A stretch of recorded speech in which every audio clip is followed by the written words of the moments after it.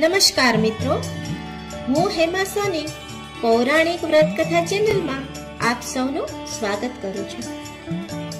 આપણી પ્રાચીન હિન્દુ સંસ્કૃતિ મુજબ હિન્દુ મહિનામાં ચૈત્ર માસથી નવું વર્ષ શરૂ થાય છે. તો ચૈત્રથી ફાગણ મહિના સુધી એટલે કે 12 મહિનામાં 24 અગિયારસ આવે છે. એટલે કે એક મહિનામાં 2 અગિયારસ આવે છે. અને આ અગિયારસનું ધાર્મિક મહત્વ તો છે જ, સાથે સાથે તેની પાછળ વિજ્ઞાન પણ કામ કરે છે. તો આ અગિયારસ કરવાથી, તેની કથા અને તેનું મહત્વ સમજવાથી આપણને માનસિક તો લાભ થાય છે, તેમજ શારીરિક પણ લાભ થાય છે. તો ભક્તજનો, જો આ કથા સાંભળવામાં અને તેનું મહત્વ સમજવામાં આપણને મજા આવે તો આ ચેનલને જરૂરથી લાઈક, શેર અને સબસ્ક્રાઇબ કરશો. ધર્મરાજા યુધિષ્ઠિર શ્રી કૃષ્ણ ભગવાનને ફાગણ શુક્લ એકાદશીનું નામ શું અને તેનો મહિમા શું તે અંગે પૂછે છે. ત્યારે શ્રી કૃષ્ણ ભગવાન ફાગણ સુદ એકાદશીનું નામ આમલકી એકાદશી છે અને તેની આ મુજબ કથા છે. પૂર્વકાળમાં ચૈત્રરથ રાજાના રાજ્યમાં એક ગરીબ પારધી રહેતો હતો.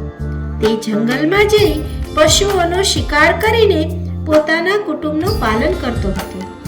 એક દિવસ તે પારધી જંગલમાં શિકારે નીકળ્યો. જંગલમાં તેને કેટલાક વિષ્ણુ ભક્તોને ઘોડા પર ભગવાન વિષ્ણુની મૂર્તિ પધરાવતા જોયા. આંબાના ઝાડ ઉપર દીપક પ્રગટાવીને ભજન કરતા જોયા. આ જોઈ પારધીને નવાઈ પામી અને તેઓ શું કરે છે તે જોવા લાગ્યો. આમ જોવાની લાલચમાં તેને આખી રાતનું જાગરણ થઈ ગયું. થોડા સમય પછી પારધી મૃત્યુ પામ્યો અને ફરીથી જન્મ લઈ તે વિદુરથ રાજાને ત્યાં જન્મ્યો. તેનું નામ વસુરથ પાડવામાં આવ્યું. તે ખૂબ જ પરાક્રમી રાજા થયો. તે એક દિવસ જંગલમાં મૃગિયા રમવા માટે ગયો, ત્યારે અસલ માર્ગ ભૂલી ગયો. ત્યાં જ રાત પડી ગઈ. આથી તે માર્ગ ન મળવાના કારણે જંગલમાં જ સૂઈ ગયો. થોડા જ સમયમાં નજીકના ડુંગરમાં રહેતો યવનોનો કાફલો ત્યાં આવી પહોંચ્યો, જે વસુરથના દુશ્મનો હતા. રાજાને જોતા જ હાથમાં આવેલો મોકો પાછો ચાલ્યો ન જાય તેમ વિચારી રાજાની ઊંઘમાં જ પતાવી દેવાનો વિચાર કરવા લાગ્યા. પરંતુ ત્યાં તો ચમત્કાર થયો. રાજાના શરીરમાંથી આપોઆપ એક સુંદર તેજસ્વી કન્યા પ્રગટ થઈ. તેની આંખો લાલ અંગારા જેવી તકતકતી હતી. વળી તેના હાથમાં દિવ્ય શસ્ત્રો પણ હતા. આ કન્યાએ રાજા પર આક્રમણ કરવા આવેલા યવનોનો સંહાર કરી નાખ્યો.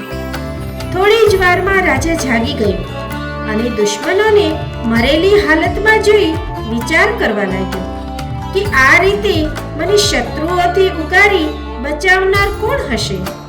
ત્યાં જ તેના કાને આકાશવાણી થઈ, હે રાજા, તે કરેલા આમલકી એકાદશીના વ્રતના પુણ્યના પ્રતાપે આજે ખુદ ભગવાને તારું રક્ષણ કર્યું છે.